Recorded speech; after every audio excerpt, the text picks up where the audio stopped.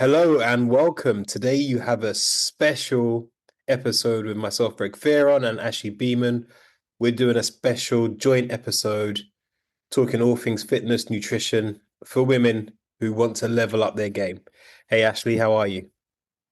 I'm good. How are you? I'm awesome. So I think we should tell people just very quickly how we met and then give people a little bit of your backstory and then I'll do mine and then we'll go from there. I think that's a great idea. Yeah, definitely. So we've met on the app called Threads. It's the new hip app, I think. I think everyone, that's where everyone is hanging out nowadays, right? Yeah, it's honestly kind of fun over there because it's really just like conversations rather than let's post flashy pictures and videos. Yeah, I love it. I love it. And just give people your background and what you do, who you help, and how you got to where you are now. Yeah, so I'll give you the short version of the long story. So I stepped into the wellness space in 2011, but I was like on my own journey at that time and I was really struggling. So as I'm trying to help women, I can't even figure out my own journey. And it led me down like a yo-yo dieting path of 10 years.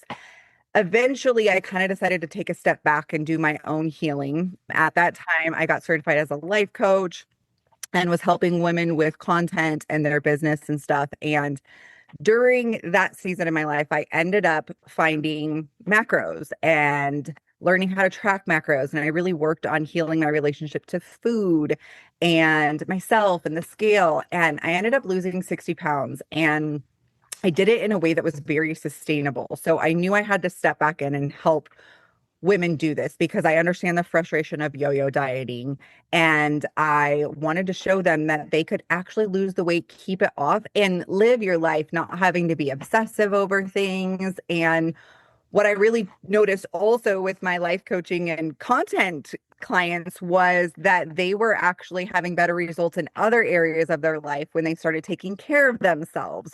So I started to put all of this together and I'm like, I have to step back in. So about 3 years ago, I started coaching women again on fitness and nutrition. I went all in and I really just focus on helping women achieve the goals that they desire, the bodies that they want in a very sustainable way. So that's who I am. That's what I do. I would love to hear about how you got into what you're doing.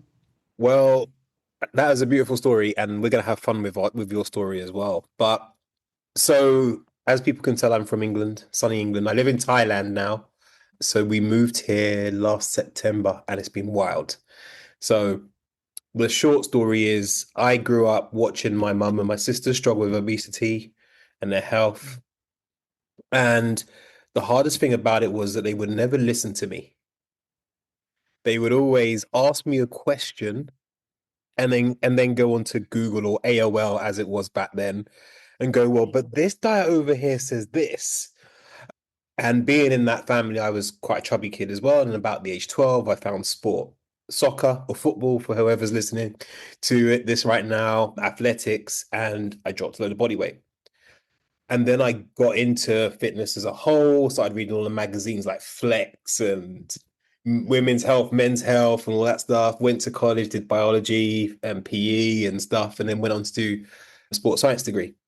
Then I went into like leadership management. So I went into running big teams. One point, I was running a team of 300 people across two sites. It was a bit crazy. But that part helped me understand people because you have to coach and you have to lead. So that taught me people, which was awesome.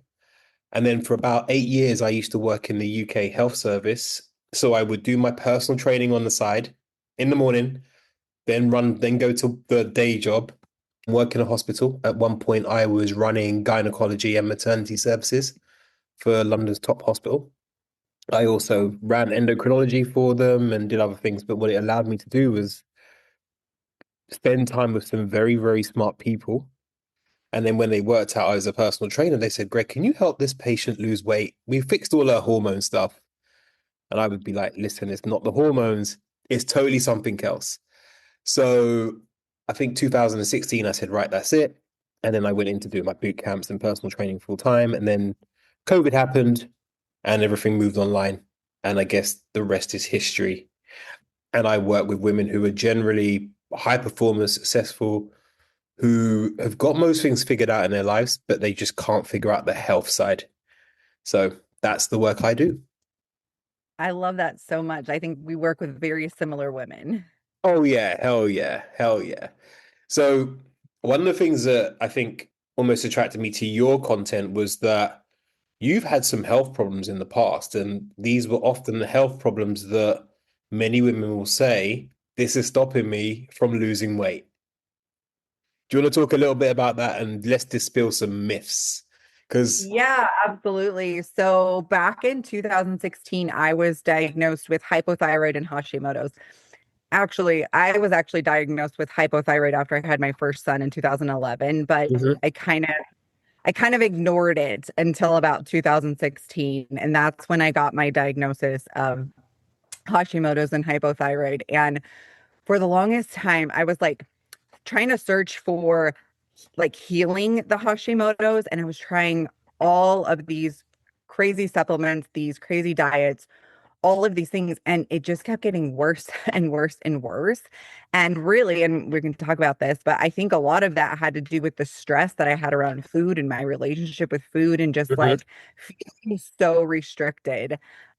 So it wasn't until I found macro counting and was able to lose 60 pounds. I actually did not restrict any foods, any ingredients, anything. I Mhm. just simply, you know, went into a fat loss phase and in a calorie deficit, which we're going to talk about. You can't say calorie deficit. I know.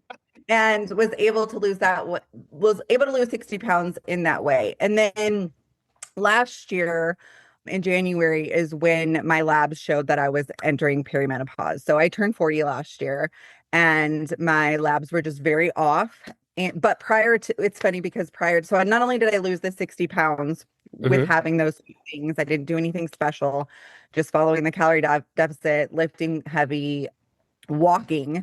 When I was diagnosed with, or when my lab showed that I was entering perimenopause, I actually just had left a phase where I was building muscle. So Mhm. I was building muscle with zero testosterone and my hormones all over the place. So I always, it's I understand what it's like when you have those diagnoses and you can see people saying, oh, it's so hard to lose weight or it's so hard to gain muscle with these things. But the truth behind all of it is it really does come down to just our habits and what we're eating. Mm. Yeah, and I know hormones is a very touchy subject, especially on threads, right? If you say anything to do with hormones, people get very upset. And I think a lot of it is that people make the condition their identity rather than I'm a person who has PCOS or PMOS, as they say now, or whatever. And I think that's a big problem. So that when they hear calorie deficit and all this stuff from people like us, they're like, you're attacking my identity, not an objective situation that they can make some changes at some level. Yeah, and absolutely. And that showed up when I was trying to heal my Hashimoto's. I realized like I was identifying as a person that was healing. And if I kept identifying as I'm healing, I'm healing, I'm healing, I was never going to heal. Yes, I love that. So, what do you think keeps when we were talking about women, because we both coach women, Yeah. but what do you think keeps women in that mode of like stuck in this identification of the condition, not them as a person? I think it's kind of a comfort, and a lot of times we feel like we need to find like we feel like women feel like they're doing everything that they can. When in reality, if we take a look at the bigger picture, we're probably not. And when we feel attacked in that way, we the identity is the comfort. It allows us to say, well, I have this, so this isn't happening. And I see it in my client intake forms all the time. In fact, I just had an intake form where she's like, doctors have told me it's going to be hard to lose weight. And I had to tell her, I'm like, if you want to continue to believe that, it's going to be hard to lose weight.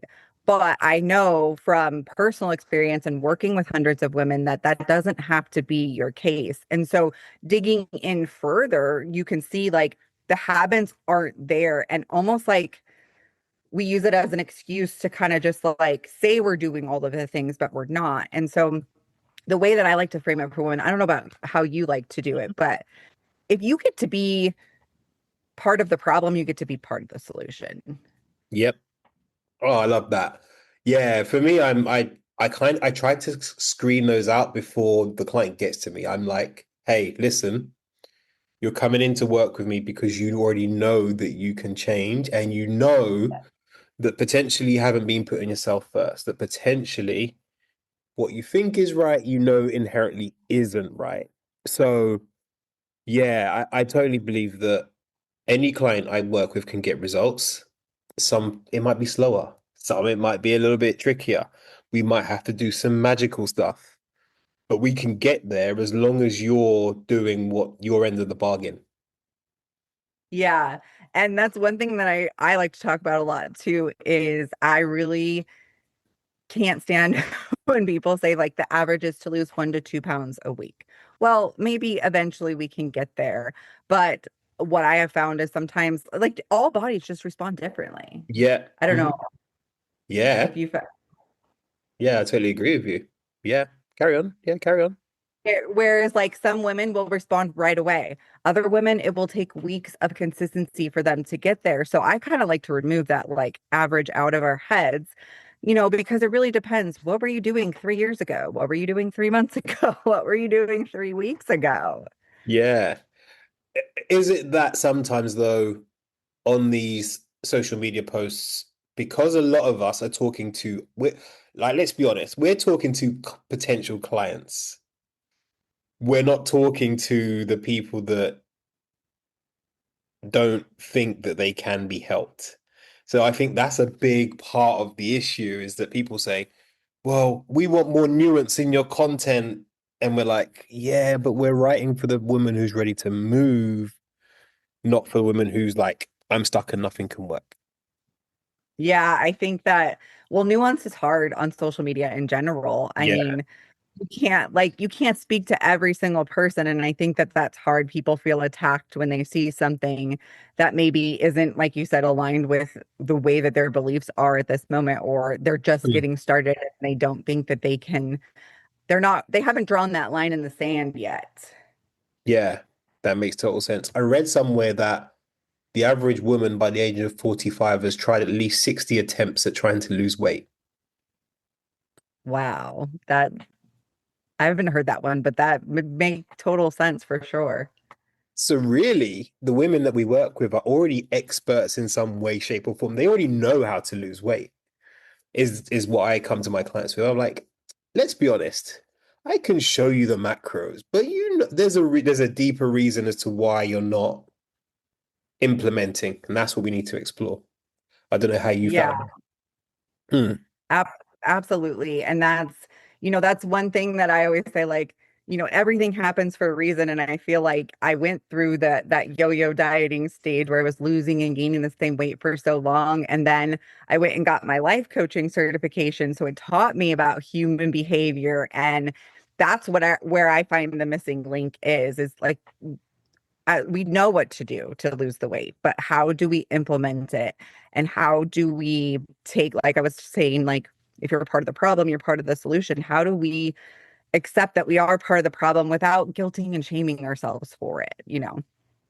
I think the shame part of it is the massive bit that causes that cognitive dissonance when people feel attacked and that shame and they feel that certain things are weaponized. But when they can take themselves out of that, they fly. It's Yeah. it's almost like you just go, here's your macros, and they just fly. And then they end up like reporting back to you rather than you never chase them. You're like, oh, this week I did this and I dropped this, and then you're like, there you go, there you go, that's it. You're rocking it. Is that something you've seen? Oh yeah, for sure. And the women that check in, no matter like how their week was, those are the women that you see progress over and over and over again. The ones that aren't afraid to say, I wasn't perfect. This is what happened last week, but they can share with you like a win. a lot of times, sometimes I have to pull it out and be like, no, let me show you the bigger picture. This is what you actually did. But Mm. those women who just are committed to the process are the ones that will fly and do really well. I don't know if you see the same thing. I totally agree. The ones that show up for themselves, even if they Yeah. don't have the best week, they might come to me and say, "Hey, Greg, look, I wasn't able to really stick to my nutrition. I've been traveling or whatever, so elderly parents, all that. But this is what I did do." Yes. And then right, okay, cool. We can fix the situation for next time. Yeah. So if that same situation happens in 2 weeks' time, what do we do differently? How do we behave differently? What tactics do we employ? But those women who show up regularly, no matter what, are the winners every damn time. Yes, yes, absolutely. And it's just stacking those little wins. I think, you know, we, I don't know about you, but when we see on social media, it's like everyone's looking for this one thing, but it's not going to be this one thing. It's going to be these little simple things that we make tweaks along the way. We might take a step back. And then, like you said, we need to look and see how next time we can approach this to do Mm, it better and keep going from there. yeah. I think there is a big thing where people, like, I feel like social media can be so negative against being in shape. Like, people will find a gazillion reasons as to why getting in shape is so hard. Like, they'll bring up a study from a rat study that some doctor pulled up that's trying to sell them a medication or a detox and be like, see, I told you. And you're like, okay, but talk to me about what you are doing. That's the winner. I don't know if that's something you see a lot of as well. Yeah, absolutely. We are wanting to fight for our excuses and not really look at what we can take control of. That's like Mm. what I try to show my clients like, hey, you know, yeah, maybe you are taking care of your elderly parents. I have a lot of women that actually happens Mm. to. In Yeah. fact, I don't know if this happens to you, but do you ever have clients that sign up with you and they're really raring to go and like 2 weeks in, life just happens. Like it's almost like this trend where okay, she's committed and now let's test her a little bit and see like if she's really committed to this process. That's happened to me a few times. And what I say to clients is like, because you're leveling up, a new level creates a new devil. Yes. So now you're leveling up. It's like the old problems have gone away. You've got new problems. And this is your test to show how you respond to those. Because if you want to be at that level, big things are going to happen. Yeah. And you get to choose how you respond. They can be emotional, they can be big issues. You could have death in the family, all sorts of stuff. How you respond to those for me is going to decide how you live your life. And something you said earlier was that because you've done life coaching, I've done leadership type coaching, so very Yeah. similar, right? What my clients often see is when they start to look after their health and they start setting certain standards with their health, they start to realize, hold on, the same pattern is happening in my relationship. The same pattern that I've been doing with my health is in my career. The same pattern in my friendships is happening. And then they start to go, oh, hang on a minute. This was never about my diet or exercise. It was about the standards I hold for myself. Just something I see.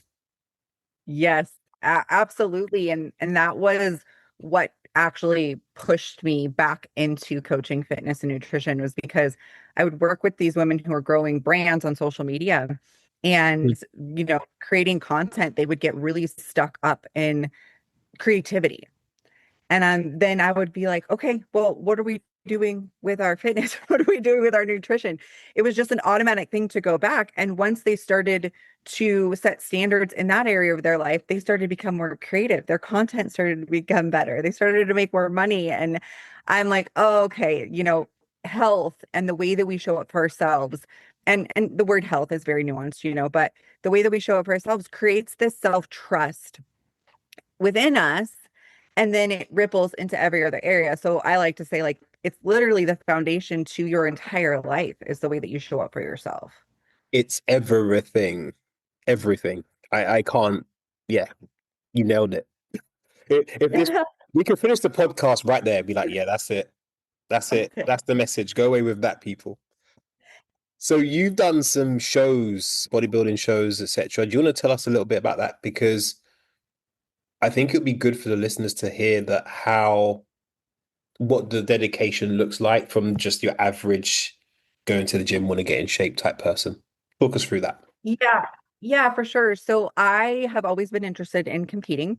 Mhm. And back, I think it was in 2017, I was going to do my first show. I'm so glad that I did not do it though, because I was not in a good space. I was not in a good space with food. I was not in a good space with my body and body image and all of these different things. And so I kind of just pushed that aside. But after I had lost the 60 pounds and I really had a good relationship with food, the scale, and my habits. Like I was just living a life that was automatic, but everything that I was doing, I hadn't yo-yo dieted. I'm like, okay, it's time. I want to check this off my bucket list. And so I found a coach who aligned with everything that I wanted. I have some non-negotiables. Like I'm not willing to do anything to get on stage. My Mm. health is a top priority for me. So that means it includes my mind, my body, and my soul. So if I'm like off, like we're not doing it because I'm not willing to sacrifice all of that in order to just get on stage. But I found a coach that was very willing to do this approach with me. And I did my first show, and what was supposed to be a bucket list item became something that I really, really enjoyed. And it really wasn't about necessarily the body. The body is cool, but the process that you go through when you go into a prep, because you do have to be dedicated. You do have to be 100% on hitting your macros, and we do go into lower calories is very demonized on social media. And we do go to the extreme, but you have to, luckily this is my fourth season of competing and Mhm. I haven't had any bad effects from anything or like body image issues or anything like that. But I do think it was because I spent so much time healing all of those things before I got into it. So Yeah. that's kind of a little bit of a recap of that. Awesome. So something you said about dedication, macros, and low calories. Just expand a little bit more on what does the dedication actually look like?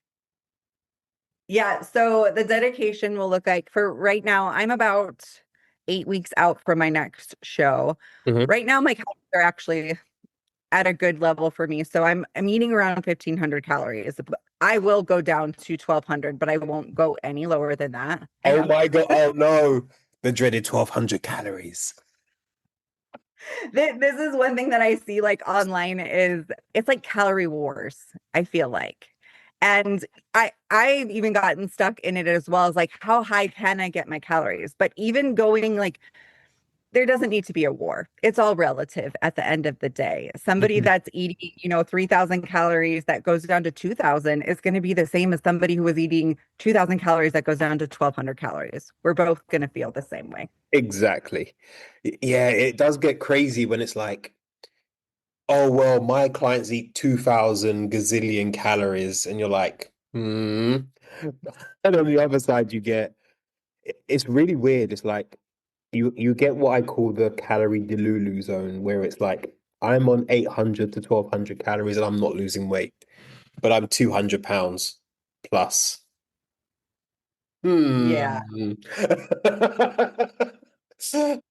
So, okay, back to your story. Just that's an aside. I think we should come back to that. But so dedicated to when you say extreme, talk me through that. Talk me through like a typical week or day so people can really understand what you do. Because I think people think it's easy. People think, oh, coaches just get on stage and it's just easy. No. So this prep has been very interesting because I have been in prep since January and the scale did not move for 12 weeks. And I know, I was 100% on. I did not have a meal out. I did not deviate from my macros. I was doing my cardio. But at this point in time, So it looks like I am lifting heavy 5 days a week. So that's anywhere from 45 minutes to an hour and 20 minutes in the gym. And Mhm. then for cardio, I only do walking. I don't do any high intensity cardio or anything like Okay. that. I prefer it that way, but I do 90 minutes of walking. So that's on top of my hour and 20 minutes at the gym, just depending. So about 3 hours a day is exercise, basically. Yes. And then as far as food goes, you're eating the same thing day in and day out.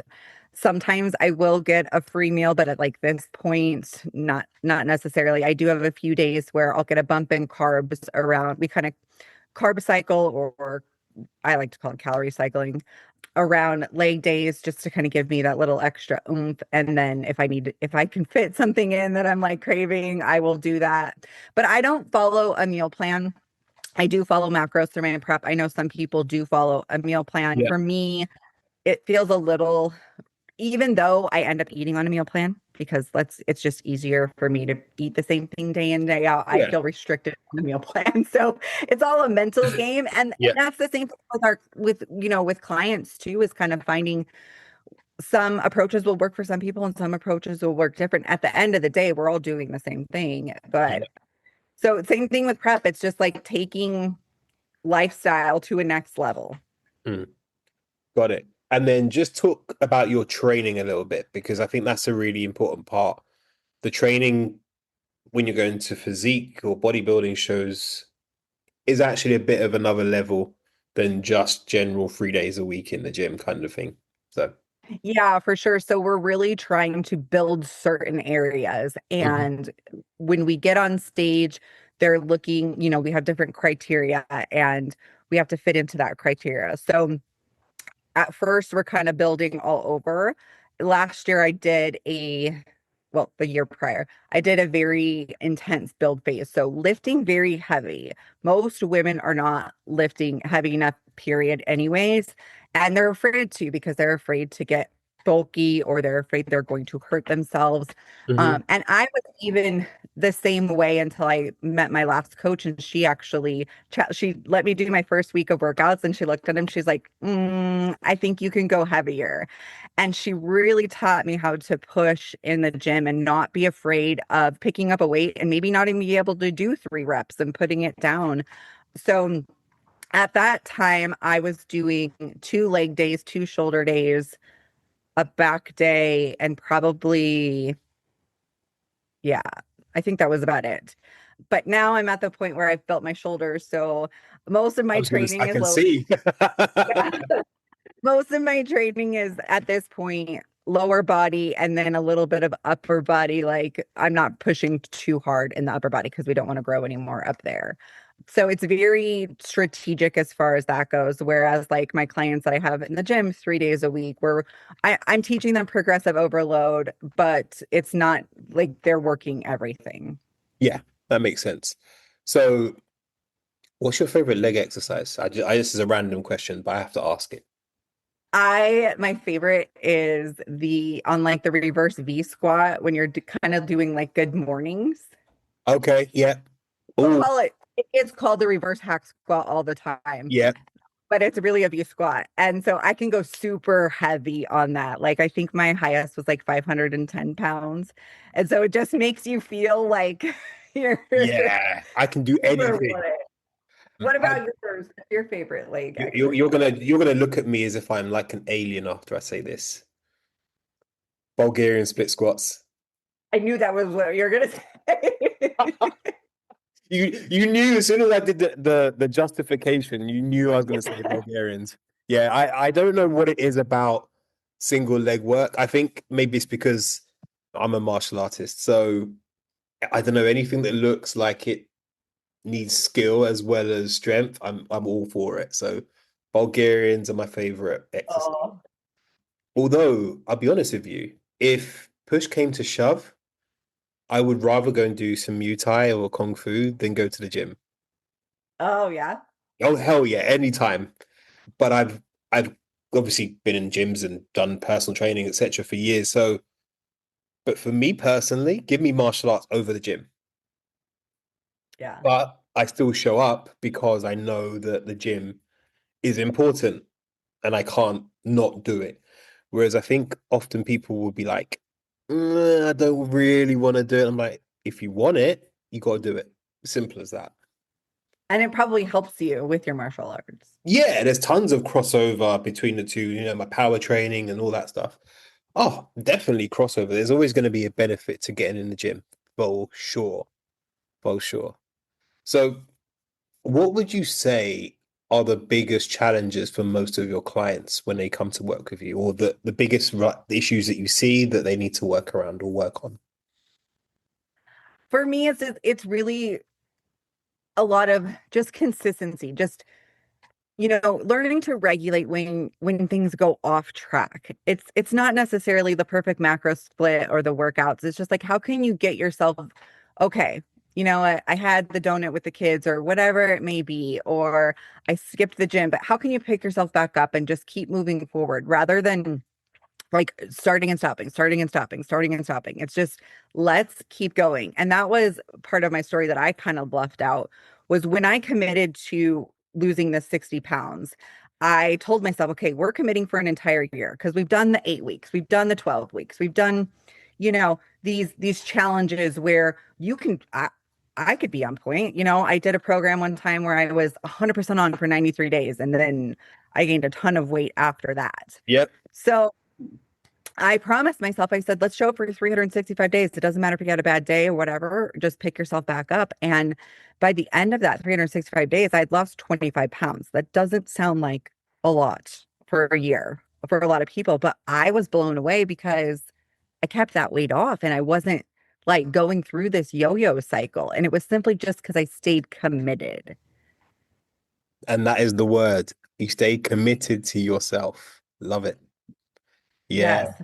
There was a time when I think I used to sell, lose 25 pounds in 90 days. And that was so easy. But then I'd see the client, 3 months later, and they'd be like, that 25 pounds is now 28 pounds. What happened? And I think you're right. I'm in that era myself now where every client, I'm like, we're going to work together for at least a year, Hmm. at least a year. But I think the hardest from my point of view is, and I think you're right, falling off the wagon, as it were. But it's when things become boring, Mm. it's like a little kid with a toy, right? So you get a new toy. You've got kids, right? They get a new toy and they carry it everywhere for the first few weeks. Then all of a sudden you start noticing it gets dropped a little bit, and then all of a sudden that toy is just over there, and the kid is playing with the brand new toy. So it's that moment where I see my clients kind of go active, active, or start to dip. That's it. When it's no longer new, when it's no longer sexy, that's the bit I think is the real killer point for everybody. And how do you help them through that? Because yeah, that's definitely, I call it the boring middle. Yeah, it's the boring basics, right? Yeah. Let me tell you my process, or for the Americans, my process. I have American clients, right? So they tease me all the time about my accent.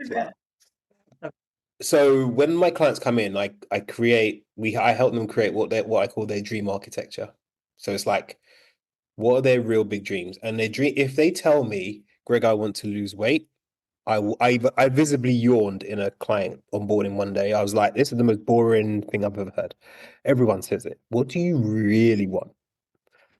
And then they start talking about things that they probably buried, you know, Mhm. like making a certain amount of money, living certain places. Like, so it's not about weight loss. It's about the life you actually really wanted.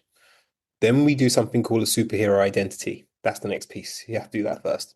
Without those two bits, I'm not giving you a macro. I'm not writing a training plan, nothing until you go away, write it, come back to me. We go through it. I question it. You probably do another iteration. We are not moving forward until it's done. So what that is this. I say to my clients often, who would you choose to save the world, Clark Kent or Superman? And of course, they always go, Superman. I'm like, okay, but Clark Kent's the same person. Mhm. So basically, what I'm showing them is that they are the superhero. And I that love that. superhero has a list of behaviors and standards that they keep, and that becomes a manifesto. So when they start to get a little bit, I just go, when was the last time you read your superhero identity document? When was the last time you read your dream architecture? Is it time that we have to refresh it? Because people change as well. Once they start to get a bit more audacious, so maybe it's not aligned anymore. So we go back to that and say, right, it's time to revisit that to see what's happened so that you can find the next goal or find the next bit of verb or vibe to move you forward again. That's how I do it. I love that so much. And once they get that, where they're quote unquote bored, then okay, well, you can now focus on other things in your life that are exciting. Yeah. Basically, that's what you're saying too. Yeah. So, I mean, one of my clients just actually this weekend, she just performed in the High Rocks. I know High Rocks gets lots of hate, by the way, on social media. The High Rocks World Championships just this weekend. And she's only started it about 2 years ago. That's so awesome. And for me, that was beautiful because it was about 2 months into working together. She said, I've seen this thing, High Rocks. I want to try it. And I said, okay, cool.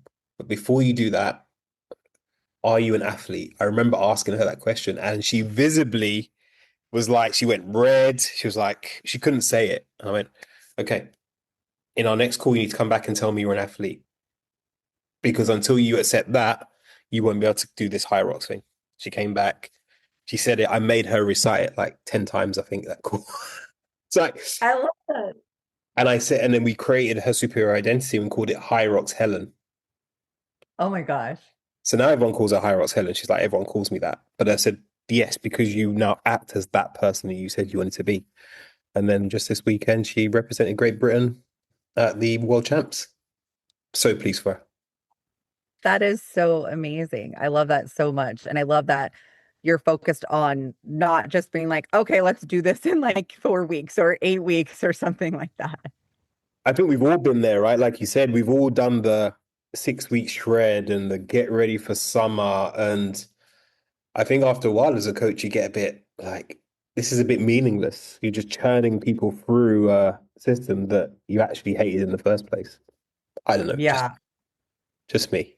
absolutely. I actually started working with athletes that are going to stage this year, and I require them to work with me at least, I would prefer an entire year, but we have to work together for 3 or 4 months first before I'll even consider putting them into any kind of prep because it is very, extreme and we have to be dialed in. And if you're just not there yet, it's usually a lot of mindset work that needs to happen prior. Mm. What? So this is a really good point because I think there's a lot of women who are kind of getting through menopause, perimenopause, and they're like, I want to get on stage. I want to get a stage-ish, I wouldn't say maybe stage, but that really lean body. Mhm. What would you advise? What would you advise? Someone just turned up and said, hey, Ashley, I want to become, or maybe about 40, 35% body fat, and now I want to get to 20%. How long is it going to take me? What do I need to do to make that happen? And I'm 55 or so. I don't know. What would you say to that woman? Well, first and foremost, I would say that it's absolutely possible because I think that there's this thing on social media where it's like, want the body, don't like you shouldn't want this body, you shouldn't want that everybody has an opinion about what you should and shouldn't do with your body. So if that's what you want to do, great, but we need to understand that this isn't going to be an overnight process and it's going to really require you to dial in. Like we are going to get to a point where you're going to have to sacrifice things. There's not going to be balance in order to get, shredded in a sense that you want to. And sometimes I find women that they'll commit to the process and they'll get to a point where I'm like, okay, if we want to dial in and lose that last 10 pounds, you really have to be committed. And so is it actually worth it for you to do that? Is the sacrifice worth just your body looking a certain way, or are you pretty happy? In fact, I just had a conversation with a client I've been working with for 2 years, and she's like, I just feel like I can't get this last 10 pounds off. And we started to talk about it. And at the end of the conversation, she's like, it's just not worth it to me. And I said, that's okay. Like, let's sit. If you have maintained, I think she's lost 50 pounds. I said, you've maintained this for a really long time. You're in a beautiful spot. Let's start moving to being like, we're moving her away from macro tracking now. Like we're moving into like, let's eat intentionally. So you'll have both sides of the coin. Maybe it is important to you to see what you can do and push your body to those limits, like it was for me.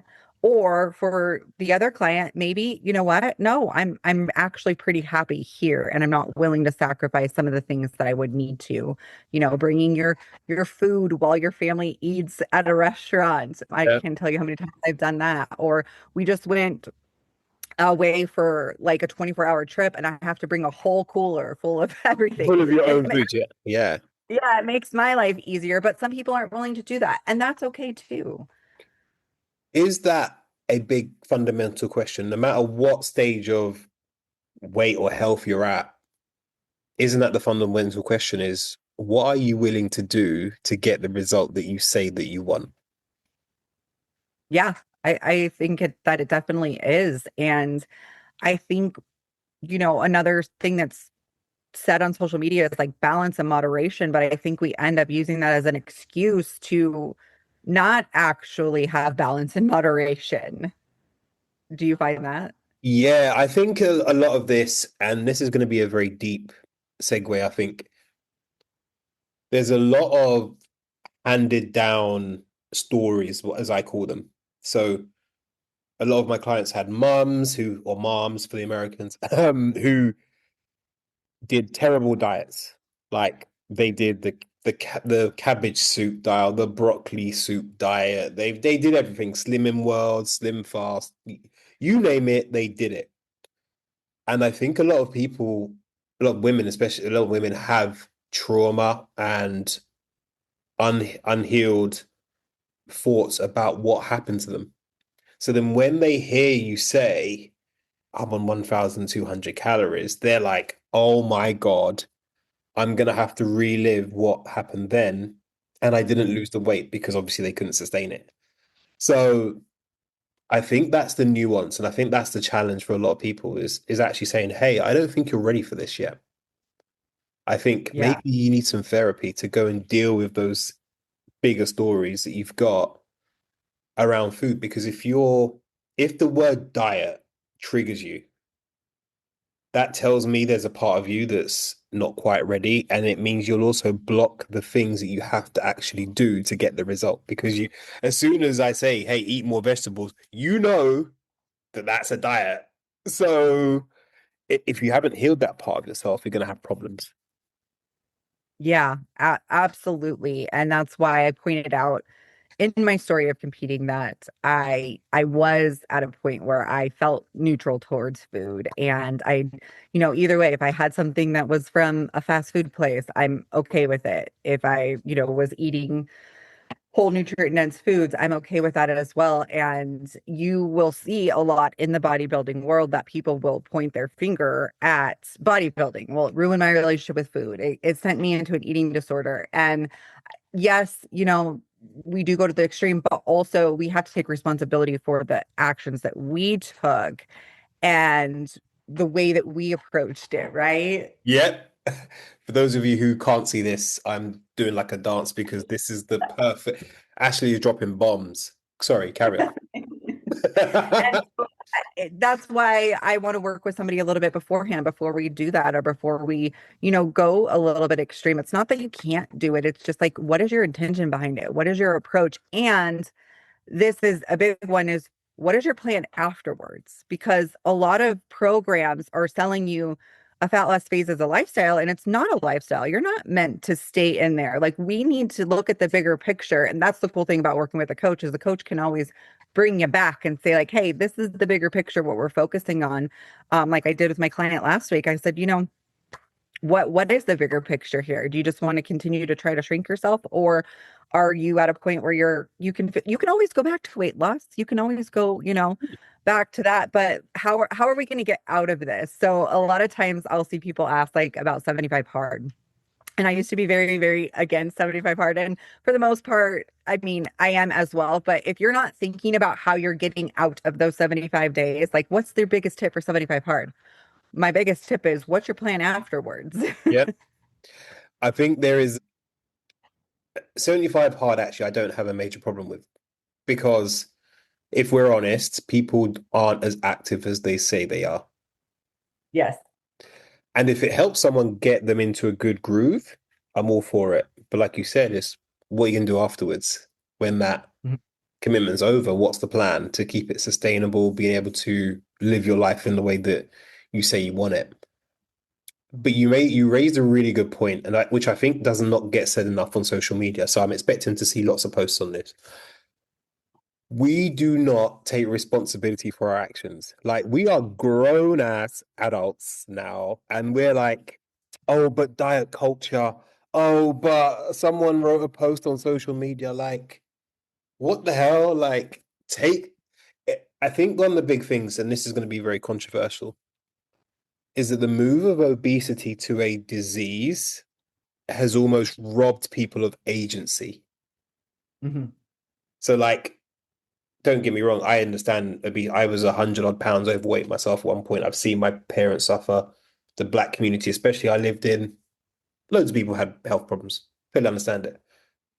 But it removes the way that it's told is it removes any kind of agency from people. It's like, hey, you could go and do 5,000 steps and maybe add some more vegetables to your plate. Oh, but I'm obese and it's a lifestyle. You're like, okay, stop. Diet culture made me do this. Yeah, so I think Right. that's a really big point. Yeah, talk about that some more because that was power. I mean, what I can see as a parallel, part of my story I didn't share was I was addicted to stimulants for a really long time. Mm, And so if we look at that, if I were to say the stimulant was the issue, people would come after me and be like, well, you're the one who took it, and you need to take responsibility for your addiction. So and people see addiction as a disease. mm, So it's kind of very, very similar. And I know that'll be controversial as well. But I had to, yeah, that was part of the problem.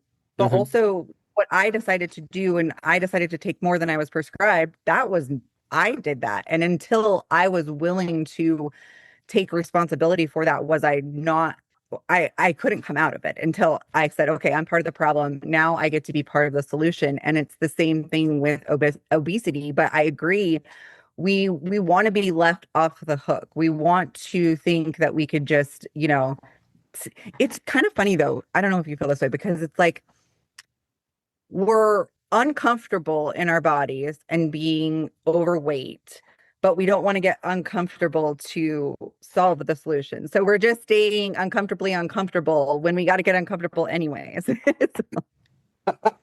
It's because the new uncomfortable is scary, and I also think that especially if you kind of if you identify as like I'm just gonna, and people will come for me. I say this, but if you identify as the kind of menopause feminist, you know the ones I'm talking about, who are like, and they're in a tribe. So the minute that they do anything that says, "Well, I'm going to actually do something healthy," all of a sudden they're no longer in that tribe. They will lose friends. People will look at them differently. There may be history of like abusive with men and stuff, so they've eaten to kind of make themselves invisible. Totally appreciate that. But you've got to then choose your hard. And if your hard is, I'm happy to stay as I am, no problem. Your body, your choice. But don't come after people who are willing to make their own choices. That's the bit I don't understand. That's the weird bit. I can't understand that. If you're Yeah. if you're happy, just stay happy. I don't know. But obviously you're not, which is why, and that's the cognitive dissonance that happens when people are triggered, and that's the problem. Yes. Yeah, yeah, for sure. And I think, well, social media plays, unfortunately, a huge role because those things without the nuance is what gets attention. And unfortunately, we can't make every single post have, Oh, all the nuance in the world. yeah, but Ashley, what about me? But Ashley, what about my situation? No, no, but your post doesn't have enough nuance. And these people never write content, by the way. It's draining. Like, you go to their page and they haven't written anything. You go to the replies and they literally all they do is spend their life chasing personal trainers and fitness coaches and saying you don't have enough nuance. Well, we're never writing a post. You're like, come on. It's Yeah. crazy. It's crazy. And there was something you said earlier as well that I think you're right. What I think people don't understand is social media is meant for attention. Mhm. And if you can write a post in a way that validates people, people will love you. If you don't validate people, you get absolutely hung, drawn, and quartered on social media. And Yeah. there are health professionals, especially, I find, that take advantage of it as well. Doctors who spread misinformation. So they use a grain of truth, carb spike insulin, as an example. And then they'll be like, oh, yeah, and if you're in perimenopause, you're broken, you're insulin resistant, therefore you can't lose weight. You must do my detox or whatever, or buy my diet book. And you're just like, it, it's selling the same thing in just a different format. It's the same thing. And that's what makes me listen to human psychology is amazing. I don't know, your thoughts. It is for sure. And I think perimenopause and menopause is a huge conversation right now. And there's a trend where women are saying, well, my grandmother said she didn't have any perimenopause symptoms. And I can't help but think the reason why the grandmother would say that is because she just didn't know that they were symptoms. So it's so much in our face that anything we feel tired one day, we feel this one day, whatever the perimenopause symptoms may be, but it's so thrown at us all the time that we're just like, oh my gosh, yes, that has me, and now this is my life and I'm gonna struggle and all these things. But I have proof, like in the bodybuilding community, a lot of women are in period. There's a lot of women that don't compete until they're in their 40s or their 50s. 50s. Yeah.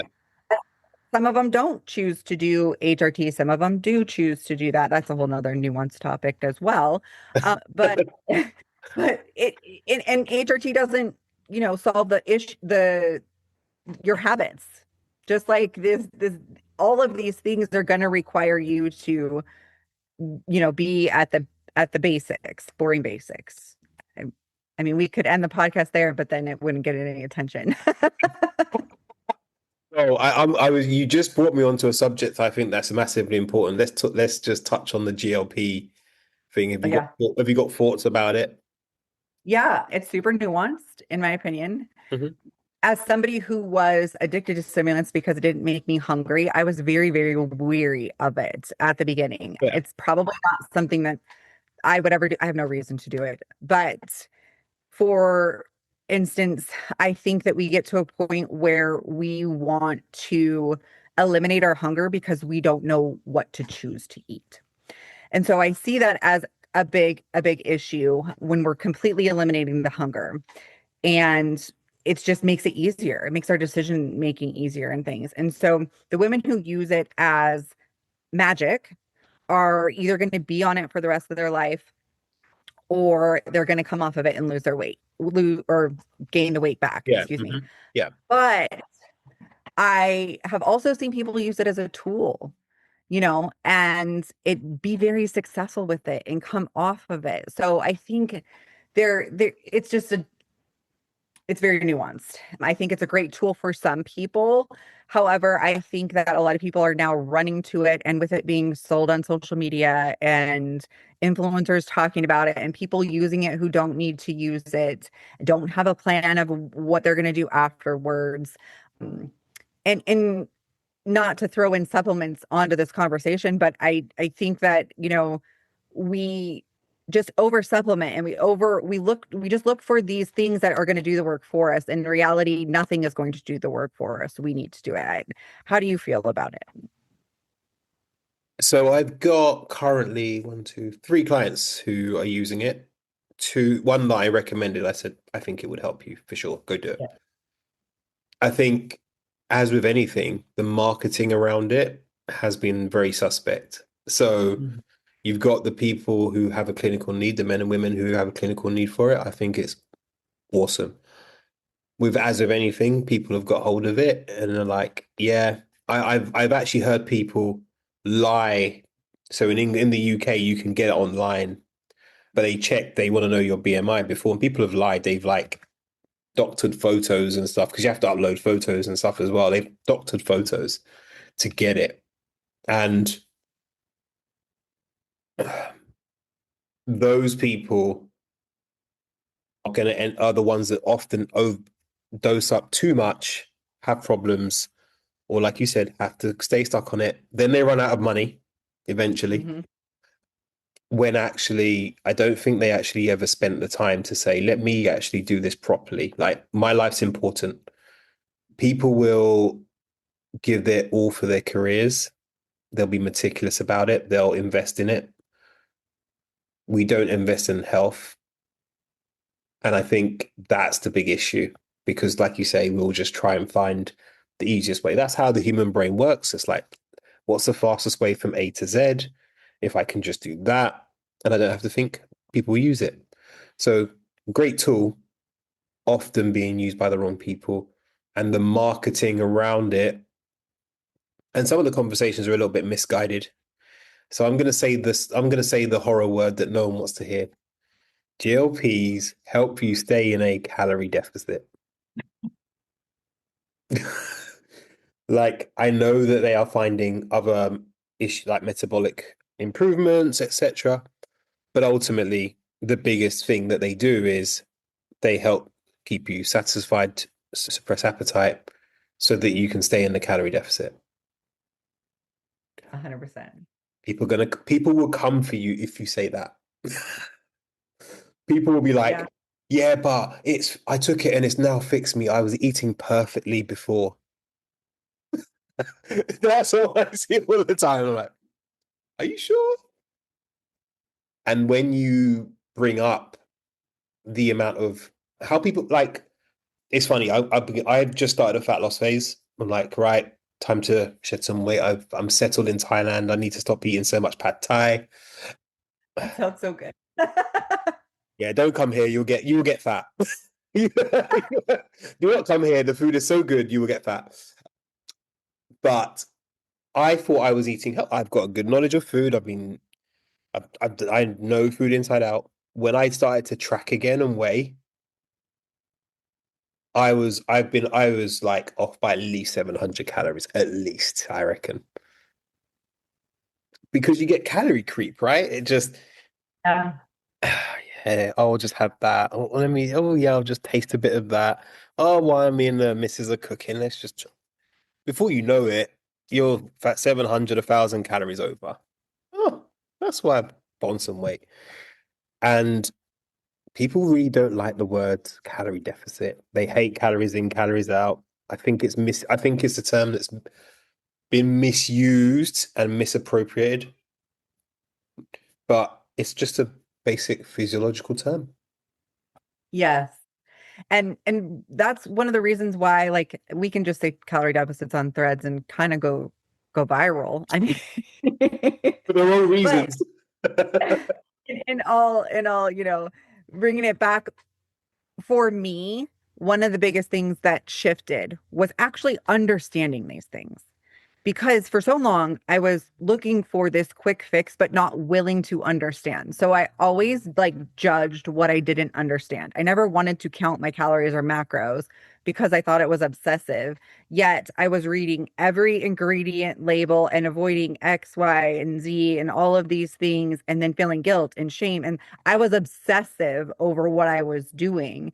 And when I went to track my food and understand a protein, a carb, and a fat and a calorie, and what a calorie deficit actually is, then I was able to make decisions that felt better. And all of a sudden, I'm like, oh, this is actually kind of simple, and it's really actually freeing when I can say, oh, yeah, maybe I do want to indulge in that cookie that's 700 calories, and maybe I don't, but having the to be able to say like, oh, okay, I know what's in that, and the decisions just became easier. But when I finally explained to people that a calorie deficit isn't something that you decide, it's not a number, it's not even a number that I give you, right? Like I can give you a number, but until Yep. your body starts releasing that weight, we don't know when you're going to be in a calorie deficit. So people don't like it when I say that, but the body is the one that decides when the calorie deficit, when we're in that calorie deficit.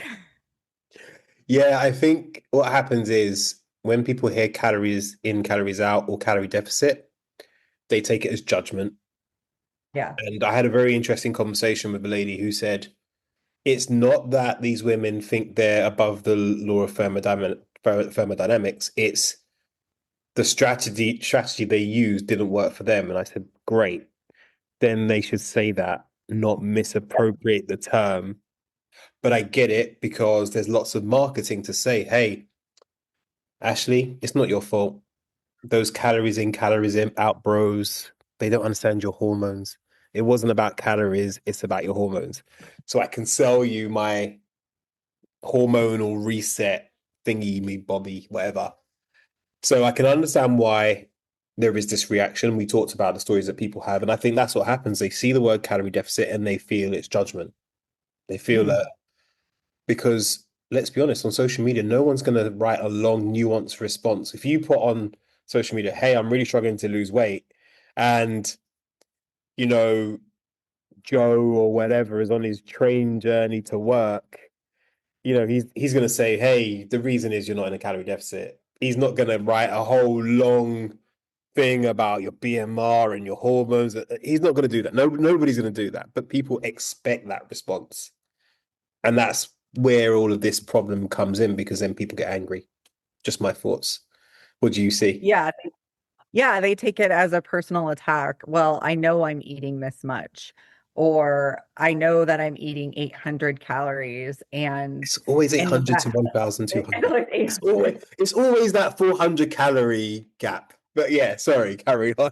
I can tell you, if you were eating 800 calories for a while, like if yeah, you would not feel good. And so yeah, but they take it as a personal attack that you're calling them a liar, or that something must be wrong with their body, and it's really it's not. It's just it's the way that fat loss works. And that's it, people. That is it. Like we can, I'm sure that you've done every type of diet in the past, carnivore, keto, Atkins, paleo, and I they're was the all, keto girl for a long, long time. oh, I did Atkins. Yeah. And I did the paleo and then I gained weight and I was like, why? And it was because I was slamming salmon, avocado, nuts. Like I can eat cashew nuts and Yeah. 1,000 calories gone. Not even a thought about it.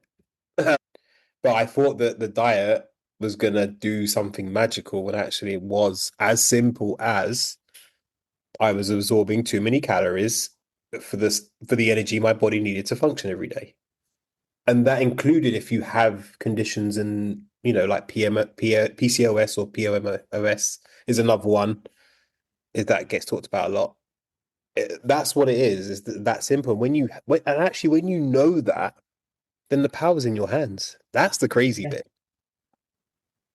I agree 1,000%. When you start understanding how it works, then you do have the power to make the changes, and you don't have to blame something that you can't control. And I think that's it. I think what the women I think we work with are generally have accepted that actually there are things in their control and they're willing to own those things rather than not. Yeah. Which is why we probably get amazing people that come and work with us who are like, "Hey, Ashley, I messed up last week," and it's an easy conversation. Whereas if people don't have that, you're gonna have problems. Yes, absolutely. It's uncomfortable, but it's what's going to get you to where you want to be. Well, I think for the woman who's probably listening to this podcast, she's likely to be someone who's like, do you know what? Enough's enough. Like, I want to be able to show up in my career, I want to be able to make more money. I've probably got some big goals that I've never told anyone. Like Yeah. she's got it in a journal somewhere or some note on her phone from when she had an iPhone 1 that she wanted to achieve this thing. But she probably realizes that it was her health and the way she treated herself was the blocker to everything else, which is why they come and work with people like us. And these women are ready to go like, hey, I'm ready to put down some investment in this and do it properly. And I think that's the beauty of the work we do is that the women that we work with come away and they go, oh, hey, Greg, I've got 4 promotions since I've been working with you. And that means 'cause I don't care about my client's weight really. Like that's the honest truth. I care about how they're showing up as the person they said they wanted to be. It's a very big difference. You must feel the same about your clients in some way. 100%. I have had clients that have gone that started on their journey and then they're like speaking on stages and doing just these really cool things in their life. Or my marriage got so much better once I started Mhm. taking care of myself, my relationship with my kids, all of these things. And, you know, unfortunately, the weight is what draws them in. And then they realize that it's so much deeper and it creates so much more of a ripple effect in their life. And that's what I love about doing what I do. Yeah, it's when I get messages that like my daughter now sees me in a different way and stuff. I'm like, my work is done. This is it. Yeah. Relax. Yeah. I'm gonna go do leg day now and smile. And smile while I'm Hopefully doing Bulgarians.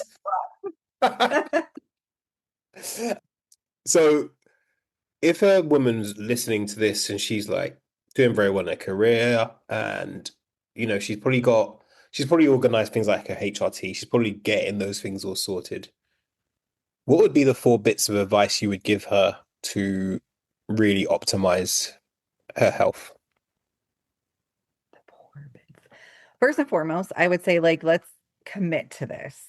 So we're committing for a long period of time. I don't like to create codependent clients. I want to create dependent clients, but it's going to take a little while. Like you said, we're probably going to have to work together for a year or two. Like most of my clients stick with me for a while and then they fly and they're great. So the commitment first and foremost. And secondly, like who you've touched on this a lot, but like who do you want to be when you get to that point? Let's think about that first. What does her life look like? What is she doing on a daily basis? What are the things that you're doing now that she's no longer doing? Let's sit down and decide that. And then it's really, really simple. It's just having awareness around the things that you're actually doing and taking personal responsibility. So let's start maybe tracking your food. We're not working on a macro split or anything like that. Let's just see what you're doing at this moment, what you're actually consuming, because until you have the awareness, you can't really make the change. And then how can we start moving your body some more? It doesn't have to look, I think we think that we have to go all in and have the schedule that I talked about, that I'm working out 3.5 hours a day or whatever it may be. I didn't start there. I started, lifting 2 times a week, walking 3 times a week. And that's where we get to start. It doesn't have to be all in. It gets to be these small little tweaks. So really just looking at that wasn't really 4. I kind of went on 8 tangents, but I'd said about 13 to 14 there myself. So, it's committing. It's deciding who you want to be in the bigger picture and having the awareness around the things that you're doing right now and then making the small tweaks. Got it. Beautiful. I would say my 4. This is going to be like copycat now. I need to be different. I need to be different now to make sure that it sounds. But no, I think number If it's one not is different, that proves something. we sing from the same hymn sheet for sure. I would say, yeah, you need to decide who's that person that you buried at some point. Are you ready to dig up those goals and go like, I really want to be that person? Number 2, the same standards that you show in your career need to be applied to your body. Because I know that you will open your laptop at 11 o'clock to finish that one email for the board meeting tomorrow. You will do whatever it takes to, but would you hold the same standard for your body when no one's looking? Because that's the bit. It's not when they're on a call with us, it's in that moment when someone says, "Hey, let's get the chocolate out while we watch Netflix," and all those things. It's those moments. Three, I would say sleep. Hmm. Because if you're not sleeping, you're going to be weeping. And that right. But I think sleep is probably the foundation of a lot of things for people. If they don't sleep, and I know, especially for ladies in perimenopause and menopause, that sleep can be disrupted. Totally agree. My question is always, are you doing everything in your power to get as much sleep as possible? Routine, environment, like your bedroom should only be for two things, by the way, sleep and the other one is sex. That's it. Nothing else. If your bedroom, if you've got TVs and no, no, no, no. So sleep. And then I would say get ready for grief. And when I Mm. say that is get ready to grieve the person that you may have been, who has got you to where you are, but now you need to show up as as the person you're rediscovering. There's going to be some time where you're going to be grieving, and often that's when people plateau. It's because they can feel that tension between the old and the new. Yeah, those would be my thoughts. Those are great. And you got me on the sleep because that is a huge, huge one. That's one that I will have my clients make sure they have under control before we start to move into a fat loss phase. And yeah, I think it's like anything that we said before. If you accept that you cannot sleep, then you'll never do anything enough to actually get to sleep. And but sleep is boring. Sleep is like, I'm not sweating. I need to sweat kind of thing. But I think that's because a lot of these women are trapped in this performance arena. Their value has always been get a gold star, ace the test, get the degree, be the great daughter who's academic and who works really hard, not the woman who's rested and can show up properly. Like I find a lot of these women are like, if we take the army, this is my analogy. You got the sniper who takes one shot and does magic. But you got the infantry who's like, shoot everything, lots of casualties.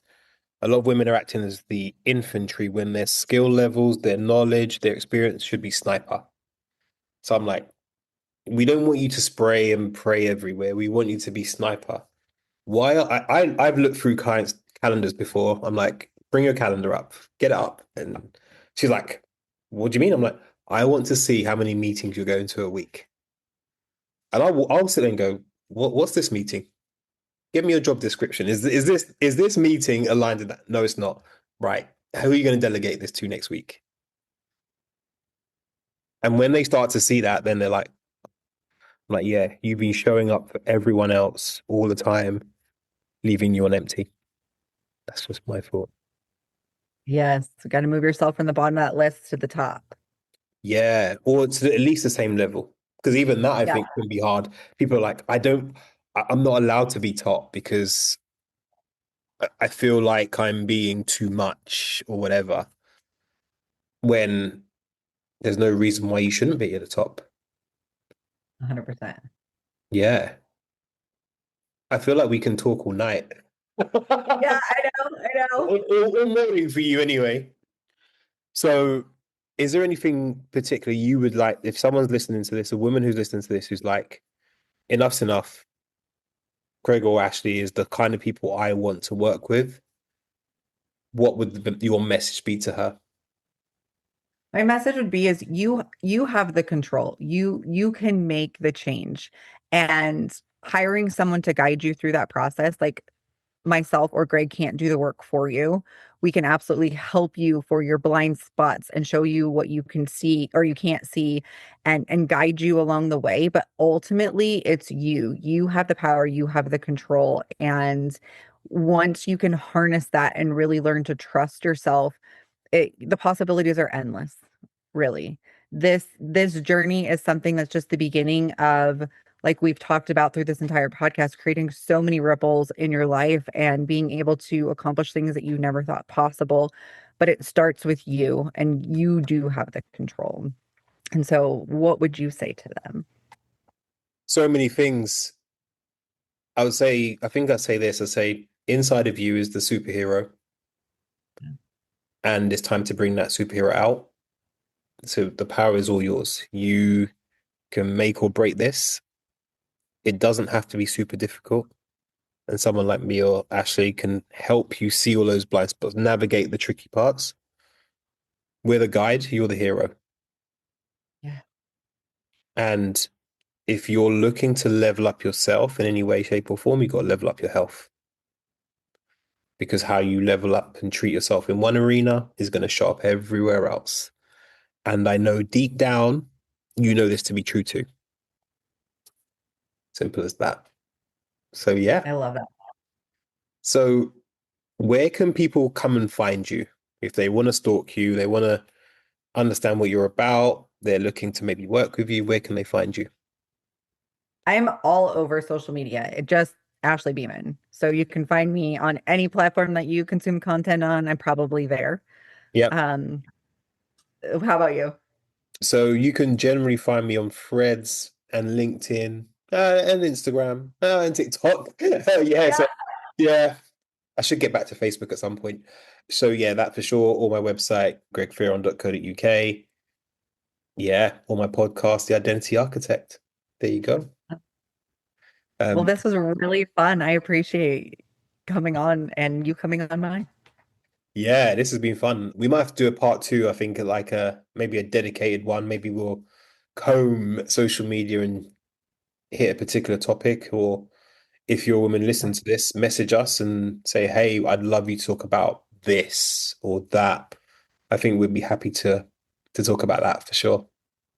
Absolutely. I love it. So if you're a woman who's wanting to get their act together and like, yes, it's time, leave a review on either mine or Ashley's podcast. Share this podcast with another woman who's looking to do the same so that you can all become the superheroes in your own life. We'll talk to you soon. See you on the other side. Bye.